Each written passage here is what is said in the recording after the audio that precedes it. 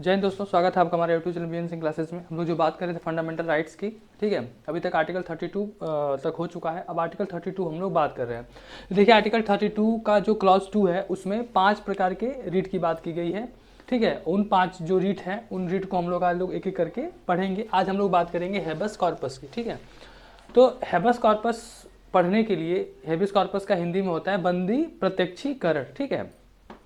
तो habeas corpus जानने से पहले हम लोग जो आर्टिकल जो रीट जारी करने का जो पावर दिया गया है वो आर्टिकल 32 में सुप्रीम कोर्ट को दिया गया है और आर्टिकल 226 के अंतर्गत हाई कोर्ट को दिया गया है। जो भारत में जितनी भी हाई कोर्ट्स हैं सभी हाई कोर्ट्स को रीट जारी करने का पावर दिया गया है आर्टिकल 226 के अंतर्गत, ठीक है। अब देखिए, दोनों का अगर हम लोग देखें तो आर्टिकल 226 और आर्टिकल 32 के अंतर्गत जो पावर है रीट जारी करने का, दोनों के बीच में डिफरेंसेस क्या है।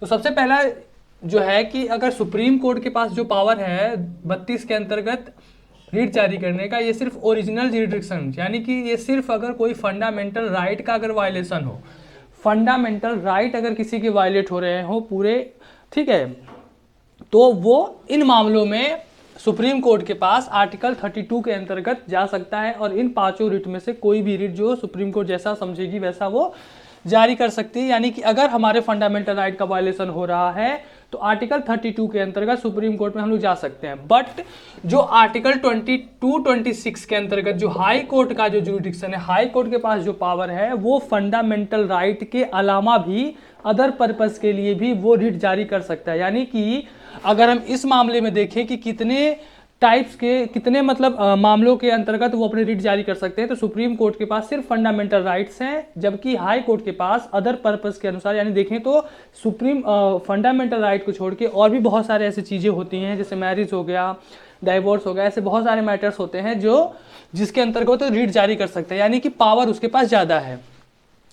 अब हम टेरिटोरियल जुरिडिक्शन की बात करें तो टेरिटोरियल जुरिडिक्शन में जो हाई कोर्ट है वो सिर्फ अपने मतलब जिस स्टेट का है, मान लीजिए इलाहाबाद हाई कोर्ट है तो इलाहाबाद हाई कोर्ट उत्तर प्रदेश के अंदर, ठीक है, और उत्तर प्रदेश जो मतलब जो गवर्नमेंट है, इस गवर्नमेंट के अगेंस्ट या जो यहाँ के जो भी मतलब जिसके अगेंस्ट अगर वो जारी कर सकता है तो सिर्फ उत्तर प्रदेश के अंतर्गत, यानी हाई कोर्ट का जो जुडिक्शन है सिर्फ एक स्टेट तक ही सीमित है, जबकि सुप्रीम कोर्ट का जो जुडिक्शन है वो पूरा इंडिया है, ठीक है, और central government as well as state government, ठीक है। अब सबसे इंपॉर्टेंट चीज जो हम लोग देखेंगे, आर्टिकल 32 के अंतर्गत जो सुप्रीम कोर्ट के पास जो पावर है फंडामेंटल राइट को बचाने के लिए as a guarantor, as a guardian उसे नियुक्त किया गया है। तो इसमें सीधा सीधा मतलब ये है कि आर्टिकल 32 खुद एक फंडामेंटल राइट के अंतर्गत आता है, ठीक है। आर्टिकल 32 जो है वो आपका पार्ट 3 और फंडामेंटल राइट के अंतर्गत ही आता है। तो अगर हम सुप्रीम कोर्ट में अगर हम लोग जाएंगे अपने फंडामेंटल राइट वायलेशन को लेकर, तो सुप्रीम कोर्ट रिफ्यूज नहीं कर सकता, यानी कि मना नहीं कर सकता, ठीक है। उसे हमारी जो भी प्रॉब्लम्स है उसको सुननी पड़ेगी, ठीक है, यानी कि वो मना नहीं कर सकता है। जबकि आर्टिकल 226 जो हाई कोर्ट को जो पावर दिया गया है रीट जारी करने का, वो फंडामेंटल राइट के अंतर्गत नहीं आता, यानी कि पार्ट 3 में नहीं आता है, तो हाई कोर्ट रिफ्यूज कर सकता है, ठीक है। तो ये कुछ डिफरेंसेस हैं आर्टिकल 32 और आर्टिकल 226 के अंतर्गत जो रीट जारी करने के जो पावर है उसके अंतर्गत। अब हम लोग देखेंगे पहला रीट जो है हेबेस कॉर्पस, यानी कि बंदी प्रत्यक्षीकरण, ठीक है। देखिए, हेबेस कॉर्पस एक मतलब रीट है जो तब जारी किया जाता है कि जब किसी भी पर्सन का दूसरे पर्सन को इलीगल डिटेन किया जाता है, यानी कि किसी को आप जबरदस्ती अपने अंतर्गत मतलब उसे डिटेन किए हुए हैं, इलीगल अगर डिटेंशन है, तो ऐसे मतलब ऐसे समय में जो सुप्रीम कोर्ट है उसके पास पावर है कि वो हेबस कॉर्पस जो रीट है इसको जारी कर सकता है, ठीक है। ये एक लैटिन वर्ड है जिसका मतलब है टू हैव अ बॉडी, यानी कि बॉडी को उपस्थित करो या सामने लाओ, ठीक है। इसमें सीधा सीधा मतलब ये होता है कि मान लीजिए अगर कोई अथॉरिटी है, कोई पुलिस है या कोई भी स्टेट है, अगर किसी भी आदमी को अगर उसे जबरदस्ती अगर अब बंद किए हुए जेल में, ठीक है, तो अगर मान लीजिए कि कोई भी इलीगल डिटेंशन, अगर पुलिस वाला किसी को भी अगर जबरदस्ती पकड़े हुए है, इलीगल डिटेंशन में है, तो आप सुप्रीम कोर्ट के पास जाएंगे, सुप्रीम कोर्ट ये रीट जारी करेगी हेबेस कॉर्पस, और जो भी अथॉरिटी है उसको मजिस्ट्रेट के सामने या फिर उसके सामने उपस्थित करना पड़ेगा। अगर मान लीजिए इलीगल है तो फिर तो वो छोड़ देगा, अदरवाइज फिर सुप्रीम कोर्ट यानी कि जो कोर्ट होगी वो उसके डिटेंशन को चेक करेगी, अगर वो अकॉर्डिंग टू लॉ है, अगर वो लीगल है तो फिर उसको जो भी आगे करना होगा वो कोर्ट अपना तय करेगी, ठीक है। तो the writ can be issued against both public authorities as well as private individuals, यानी कि पब्लिक अथॉरिटीज जैसे आपका स्टेट हो गया, पुलिस हो गई, इसके साथ साथ अगर कोई प्राइवेट इंडिविजुअल्स हैं, ठीक है, अगर किसी को आपने जबरदस्ती किसी के अंतर्गत रखा हुआ है तो भी, तो मेरा साफ साफ कहने का मतलब है कि पब्लिक अथॉरिटीज और प्राइवेट इंडिविजुअल्स दोनों के अगेंस्ट ये रिट जारी किया जा सकता है, हैबेस कॉर्पस, ठीक है। अब ये तो हो गया किसके अगेंस्ट जारी किया जा सकता है। सबसे इंपॉर्टेंट चीज ये कि किसके अगेंस्ट हैबेस कॉर्पस जारी नहीं किया जा सकता।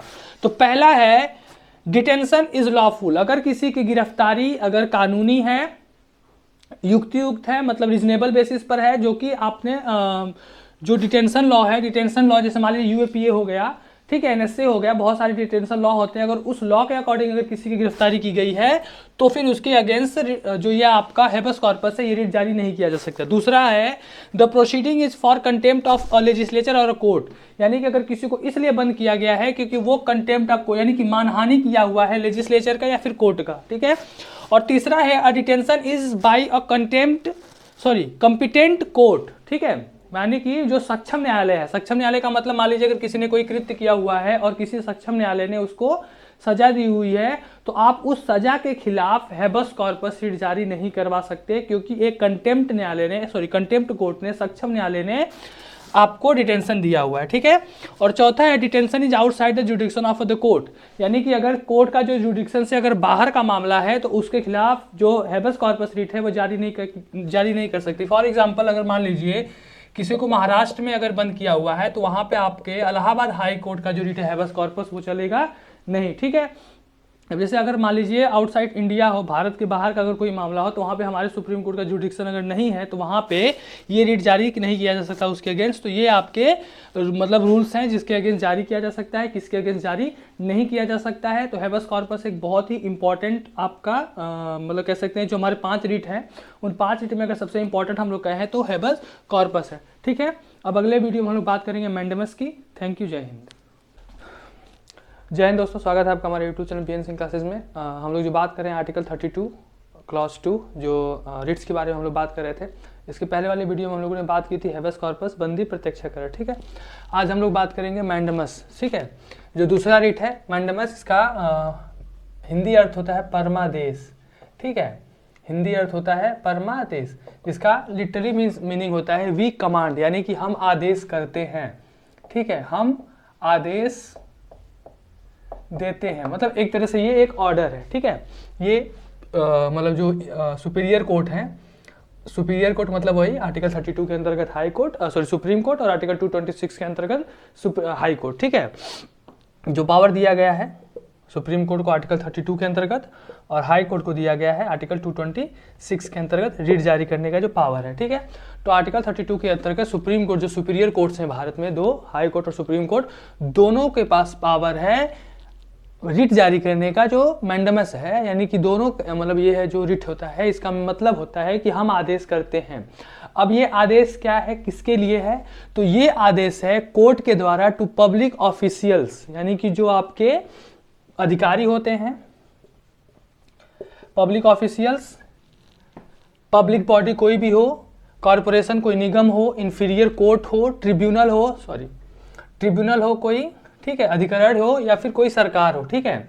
अब क्यों जारी किया जाता है, कोई भी अपने ड्यूटी को परफॉर्म करने में, यानी कि अपने ड्यूटी जो उसका कर्तव्य है, जो उसकी ड्यूटी है, उस ड्यूटी को न करे, यानी कि अपने ड्यूटी को परफॉर्म करने से मना कर दे या अपने ड्यूटी को वो निर्वहन न करे, अपने कर्तव्य का निर्वहन न करे, यानी कि जो उसका काम है उसका वो काम अगर न करे, ठीक है।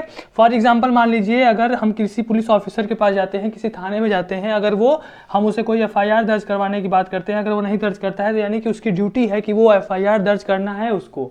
अगर वो नहीं करता है तो फिर हम कोर्ट के पास जाएंगे और कोर्ट आदेश पारित करेगा कि वो एफआईआर दर्ज करे, यानी कि वो जो पब्लिक ऑफिशियल्स है, यानी कि जो पब्लिक ऑफिसर्स जो हैं उनकी ड्यूटी है, अगर वो अपने ड्यूटी को परफॉर्म करने से मना कर दे, अपने ड्यूटी का निर्वहन न करें, तो उस जगह पे ये रिट जारी किया जाता है जिसका नाम है मैंडेमस, यानी कि परमादेश, ठीक है। अब ये तो हमने देख लिया कि ये रिट जारी किसके खिलाफ किया जाता है, इसके अलावा जो ये रिट है ये किसके खिलाफ जारी नहीं किया जाता है, तो कांट बी इशूड मैंडेमस। पहला है किसी भी प्राइवेट इंडिविजुअल और बॉडी, यानी कि किसी आदमी के लिए। प्राइवेट इंडिविजुअल का मतलब जैसे मान लीजिए कोई भी भारत का सिटीजन है या कोई अगर एक नागरिक है या सिटीजन है भारत का कोई भी पर्सन, यानी किसी एक आदमी के खिलाफ जो ये आदेश है मैंडेमस जो रिट है ये जारी नहीं किया जा सकता। दूसरा, अगर कोई भी डिपार्टमेंटल इंस्ट्रक्शन हो, ठीक है, अगर कोई डिपार्टमेंटल अगर इंस्ट्रक्शन है, अगर मान लीजिए किसी पुलिस के अंतर मान लीजिए कोई पुलिस विभाग है, पुलिस जिस मान लो पुलिस है, पुलिस के अंदर अगर कोई डिपार्टमेंट का अगर कोई इंस्ट्रक्शन देना हो तो उसके लिए जो ये कोर्ट है वो मैंडेमस जो रिट है वो जारी नहीं करेगी।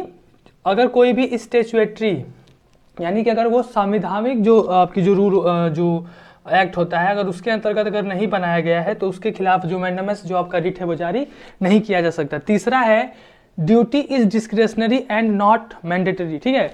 डिस्क्रेशनरी का मतलब होता है ये जो पावर आपका होता है डिस्क्रेशनरी पावर, इसका मतलब होता है विवेकाधिकार। अगर कोई जो काम है अगर वो कोई अपने विवेकाधिकार से अगर वो काम करता है तो उसके खिलाफ भी मैंडेमस जो रिट है ये जारी नहीं किया जा सकता। याद रखिएगा, ड्यूटी जो है जो कर्तव्य है वो डिस्क्रेशनरी पावर के अंतर्गत आता हो लेकिन वो मैंडेटरी ना हो, ठीक है। फॉर एग्जांपल जैसे जो डिस्क्रेशनरी पावर है वो आपका राष्ट्रपति के पास है और आपका राज्यपाल के पास, जो गवर्नर होते हैं स्टेट के उनके पास होते हैं, ठीक है। अब जो राष्ट्रपति है, राष्ट्रपति अपने जो ये डिस्क्रेशनरी पावर है यानी कि जो उसके पास विवेकाधिकार है इसका प्रयोग कब करता है। देखिए राष्ट्रपति, वैसे तो हम लोग मानते हैं कि भारत में जो हमारे राष्ट्रपति या राज्यपाल होते हैं मूलतः इनके पास पावरलेस होते हैं, कह देते हैं कि ये एक मोम के पुतले की तरह होते हैं, इनके पास कोई पावर नहीं होती है। लेकिन जब कोई सरकार, मान लीजिए कोई सरकार अगर कोई फुल मेजोरिटी किसी को नहीं मिली हुई है, उस समय जब ये राष्ट्रपति होता है इस राष्ट्रपति के पास पावर बढ़ जाता है और वो किसको सरकार बनाने के लिए इनवाइट करेगा, किसको सरकार बनाने के लिए इनवाइट नहीं करेगा, ठीक है।